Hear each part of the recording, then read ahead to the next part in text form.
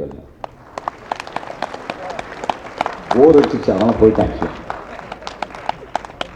இன்றைக்கு இருக்கக்கூடிய சினிமாவோட நோக்கம் வந்து காசாக இருக்கிறதா இல்லை கலையாக இருக்கிறதா? இனி வரக்கூடிய இயக்குனர்கள், அதாவது இளம் வயதில் இருக்கவங்க, அடுத்து வரப்போ இயக்குனர்கள் வந்து கலை சார்ந்த படம் எடுக்கணுமா இல்லை காசுக்காக கமர்ஷியலாக படம் எடுக்கணுங்களா? உங்களோட கருத்து இல்லை, இது பயங்கரமான போர் கொஸ்டின். நான் ஆன்சர் போக மாட்டேன். இந்த கொஸ்டினுக்கு எல்லாம் பதில் தெரியும் உங்களுக்கு. நீ விளக்கமாறா இருக்கணுமா சாமியா இருக்கணுமான்னு உனக்கு தெரியாதா? உட்கார் போ. இது பயங்கரமான கொஸ்டின் மாதிரி கேட்குற. உட்கார். இப்பொழுது ஏன் இலக்கிய திரைப்படங்கள் பெரிதாக வருவதில்லை? இயக்குனர்கள் வந்து இளைஞர்களுடைய ஆசையான படங்கள் எடுக்கிறாங்களா அல்லது இலக்கியத்தின் மீது பற்று இயக்குனர்களுக்கு சென்று இல்லையா? அதுதான் சார் என்னுடைய கேள்வி. ஏன்னா இப்பொழுது வந்து நீங்களே சொன்னீங்க மோசமான படம்லாம் நிறைய வருது. இல்லைம்மா, இந்த கேள்வி உன் கேள்வியா? கேள்வியா இல்லை டீச்சர் எழுதி கொடுத்தா? இல்லை நானே தான். சரி, நீ படிச்ச ஏதாவது ஓகே, நீ படிச்ச நல்ல புத்தகம் பேர் சொல்லு. ஒரு பெரிய இலக்கியவாதி புத்தகம் சொல்லு தமிழ்ல. போ, அப்படியே பின்னால போ. சார் வணக்கம் சார், என் பேர் பா கவிமுருகன். ஆல்ரெடி நான் உங்களை ஒரு டைம் மீட் பண்ணிக்கிறேன். இந்த கமலா சினிமாஸில் சைக்கோ ஸ்பெஷல் ஷோக்காக வந்துருந்தீங்க, அப்போ கூட பார்த்துருங்க. என்னோடய டவுட் என்னென்னா, இப்போது சினிமாவில் வந்து நடிப்பு வந்து மக்களுடைய அதிகத்தை தாக்கத்தை ஏற்படுத்தா இல்லை அவங்க பேசுகிற வசனங்கள் தாக்கத்தை ஏற்படுத்தான்ற ஒரு டவுட் சார். இன்னும் ஒன்று வந்து நீங்கள் சொன்னீங்க இன்னொரு 10 வருஷத்தில் சினிமா விட்டு போயிடுவான்ட்டு. இதுக்கு நீங்கள் ஆன்சர் பண்ண விருப்பம் தான் பண்ணலாம் சார். ஏன்னா ஏன் போகிறீங்க அப்படி ஏதாவது உங்களோட தனிப்பட்ட கருத்து ஏதாவது அப்படின்றாங்க. 2 டவுட் தான் சார். சார் வணக்கம் சார், நான் சுதீர் செந்தாமஸ் காலேஜ்லேருந்து பேசிட்டுருக்கேன் சார். இப்போ வந்து நான் வந்து அப்கமிங் ஃபிலிம் மேக்கராக வரலான்னு இருக்கேன் சார். எனக்கு வந்து முதல்ல வந்து நான் இந்த ஜெயகாந்தனோட புக் வந்து சில நேரத்தில் சில மனிதர்கள் அந்த இன்ட்ரடக்ஷன் மட்டும்தான் படித்தேன். அந்த புக்கு படித்தப்போ எனக்கு இந்த மாதிரி ஒரு படம் பண்ணணும் தான் சார் ஆசை. ஆனால் இங்கே வந்து இந்த மாதிரி படம் நிறைய வந்திருக்கு. உங்களோட ஓனாயும் மாட்டுக்குட்டியும் அது கூட நல்லாயிருக்கும்.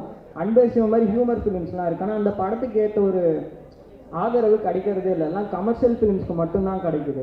இப்போ இந்த மாதிரி படம் எடுத்தால் நாளைக்கு ஃப்யூச்சரில் நல்லா வர முடியுமா? இந்த படத்துக்கு உண்மையிலேயே ஆதரவு கிடைக்குமா? ஏன்னா ஒரு கமர்ஷியல் ஃபிலிம் வந்து ஓப்பனிங்கில் ஒரு 2 பாட்டு, கடைசியில் 4 ஃபைட் வச்சா அந்த படம். பேர் என்ன தம்பி? சுதீர். நீ சென்னை தான். ஓகே, நீ என்ன மாதிரி படம் எடுக்க போற? நான் humour films and science fiction ஃபிலிம்ஸாக பண்ணேன். அப்படியே போய் எடு, அவ்வளோதான் முடியும். அன்பேசியத்தை ஹியூமர் படம்லாம் சொல்லாது, சும்மா ஏதாவது ஒருத்தத்துக்கும் வளரக்கூடாது.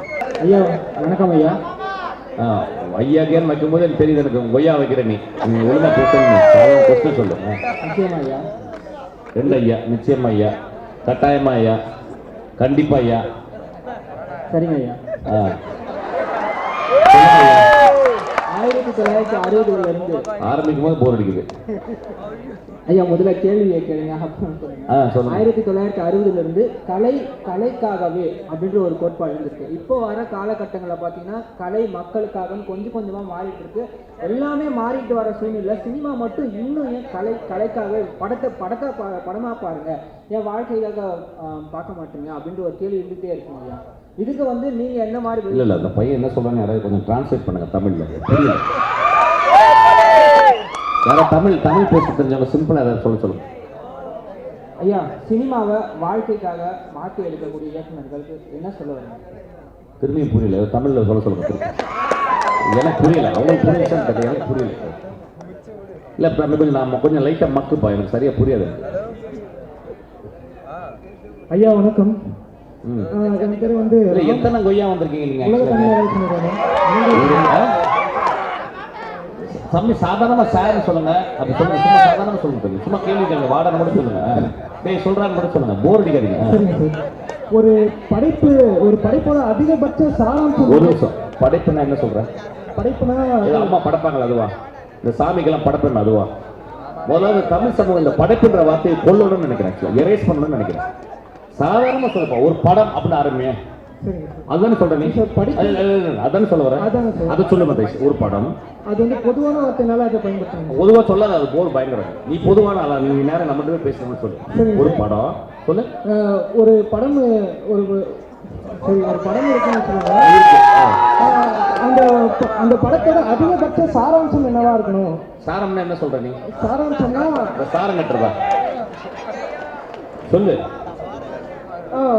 அந்த படத்தோட முக்கியமா அந்த ஒரு இது அந்த ஹீரோயினும் டான்ஸ் ஆடுறது முக்கியம்.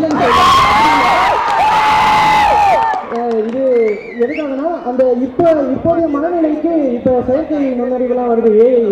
ஸோ அதனால சினிமா துறை அழிஞ்சிட்டு வரும். தம்பி எங்கேயோ போயிட்டு நெல் இங்கே நில்லுப்பா. ஒரு படம் மெதுவா டீச்சர்ட்ட கொடுங்க, டீச்சர் ஆரம்பிப்பாங்க. ஐயா ஒரு படம் வந்து அதோட அதிகபட்ச ஒரு முக்கியத்துவம் என்னவா இருக்கும் ஐயா? என்ன இருக்கும்னு நீ நினைக்கிற சொல்லு. எதுக்கு நீ படம் பார்க்குற? நீ வந்து 300 படம் பார்த்துருப்பியா உன் வயசுக்கு? ஆமாங்க ஐயா. என்ன வெங்காயத்தை நீ பார்த்த சொல்லு. நீ பார்த்த வெங்காயம் நல்ல வெங்காயம் சொல்லு. இல்லைங்கய்யா, அதுலயும் இப்போதைக்கு வெவ்வேறு மனநிலையில அதெல்லாம் சொல்லல. நீ பார்த்த வெங்காயம் இது நல்ல வெங்காயம் அதை சொல்லு. நீ நல்ல படமா ஒரு படம் பார்த்தியா உன் லைஃப்ல? ஆமாங்க. அதை ஒண்ணு சொல்லு. பிடிக்கும். அப்படியே உட்காந்து அதான் பதில். அன்பே சிவம் போய் உட்காரு, அவ்வளவுதான். அதான் கதை.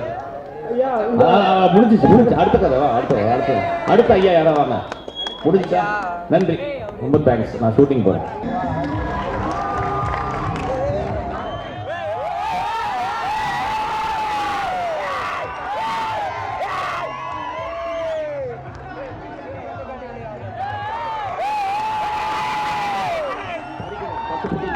படிக்கணும். என் மகள் வந்து படிக்கிறா, ஒரு நாளைக்கு 100 பக்கம் படிக்கணும். நீ என் மகள் தான் படிக்கணும்.